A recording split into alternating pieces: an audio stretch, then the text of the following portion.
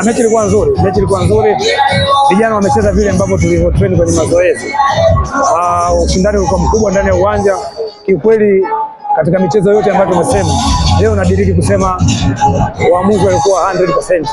Wamechezesha vizuri, tumefunga kwa mistake ambayo tulifanya.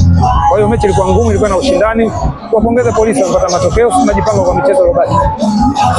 Tuambie namna ambavyo pengine wapinzani wako walikuwa bora gani kwa kupeleka. Mimi nadhani wao wana plani yao ya kuja kucheza mechi na sisi tuna plani yetu. Mimi nitazungumzia plani yangu mimi.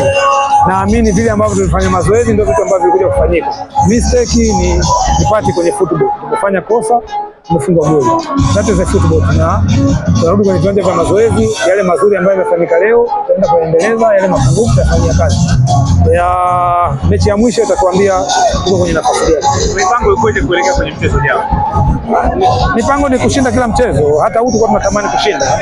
Mipango ni kushinda kila mchezo ili mwisho kabisa wa ligi tuweze kuangalia tumefanya alama ngapi. Asante.